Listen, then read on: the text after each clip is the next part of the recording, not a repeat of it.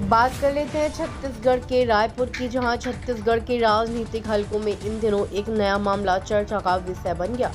राज्य में विपक्ष के नेता चरणदास महंत के रायपुर स्थित बंगले में कांग्रेस नेताओं की एक सीक्रेट बैठक हुई, जिसके बाद सियासी हलचल तेज हो गई है। इस बैठक में प्रदेश कांग्रेस अध्यक्ष दीपक बैस, सीनियर एडवोकेट फैजल रिजवी डहरिया और संगठन महामंत्री मलकीत सिंह गैदू शामिल हुए। बैठक में चर्चा का मुख्य मुद्दा था प्रवर्तन निर्देशालय ईडी द्वारा भेजा गया समन और उससे जुड़ी कार्रवाई। सूत्रों के मुताबिक कांग्रेस ने तय किया कि ईडी को सभी सवालों के जवाब दिए जाएंगे, लेकिन इसके लिए कुछ और समय मांगा जाएगा। विशेष रूप से वकील फैजल रिजवी की मौजूदगी से यह साफ होता है कि कांग्रेस पार्टी कानूनी आधार पर अपना पक्ष मजबूती से रखने की योजना बना रही है। देखिए पूरी खबर छत्तीसगढ़ के रायपुर से न्यूज नेशन 81 संवाददाता विनोद खेदुले के साथ।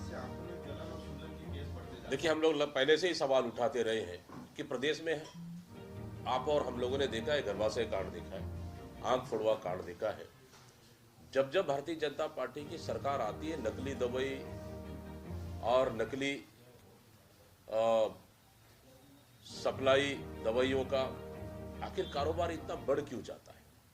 उसी का नतीजा दंतेवाड़ा में देखेंगे आप। फिर आंख फोड़वा कांड की शुरुआत हुई। कहीं न कहीं ये बड़ी मिली भगत है।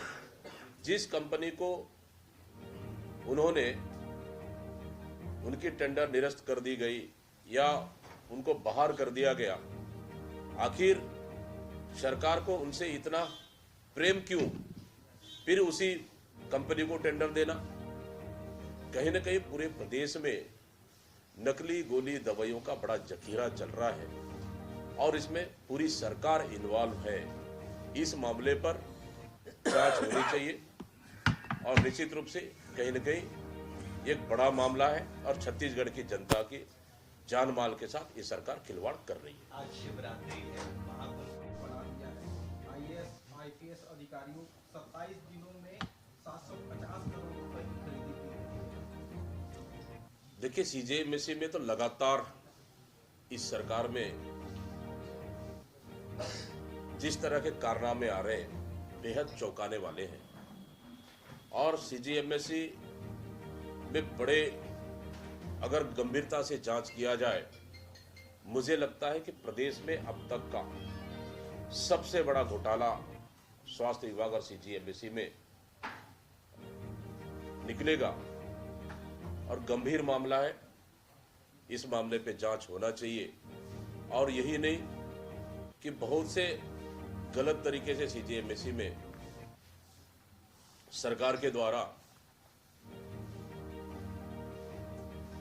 खरीदी की गई है और साथ ही मतलब सीजीएमएससी के माध्यम से प्रदेश की जनता की गाड़ी कमाई को लूटने का काम स्वास्थ्य विभाग और सीजीएमएससी कर रही है। इसकी जांच होनी चाहिए। इसी से जुड़ा एक और सवाल है, चुनाव में भी जिस तरह से रिजल्ट आए, पूरे प्रदेश में सरपंच सबसे ज्यादा कांग्रेस समर्थित जीत के आए, जनपद सदस्य भी जीत के आए और बहुत से जिला पंचायतों में अध्यक्ष भी बनेंगे। लेकिन भारतीय जनता पार्टी सत्ता के दम पर, शासन प्रशासन के बड़े अधिकारियों के दम पर, बड़े अधिकारियों के दम पर हमारे जिला पंचायत सदस्यों को और जनपदों को डराने धमकाने में लगे हुए हैं और यहां तक कि ये भी खबर है कि उन्हें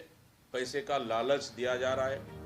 यहां तक कि फॉर्च्यूनर, बड़ी गाड़ियां, फॉर्च्यूनर, इनोवा, स्कॉर्पियो देने की ऑफर किया जा रहा है। मतलब सोच लीजिए कि भारतीय जनता पार्टी कितनी डरी हुई है और सत्ता का दुरुपयोग किस कदर तक कर रही है, ये प्रदेश की जनता देख रही है। लेकिन हमारे कार्यकर्ता डटे हुए हैं और बहुत से जिला पंचायत और जनपदों में हमारी बॉडी लगी।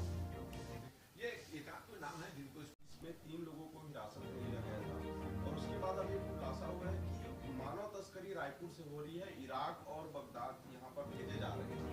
एटीएस के द्वारा कार्रवाई हुई। क्या लगता है बांग्लादेशी घुसपैठ आसानी से आ रहे हैं? इससे जुड़ा एक और है कि फर्जी दस्तावेज आसानी से छत्तीसगढ़ में बन जा रहे हैं। आधार कार्ड, राशन कार्ड जैसे बांग्लादेशी देखिए, ये डबल इंजन की सरकार है। डबल इंजन की सरकार में अगर इस तरह से फर्जी दस्तावेज से अगर रायपुर में कोई गिरोह अगर काम कर रहा है तो सरकार की जवाबदारी है।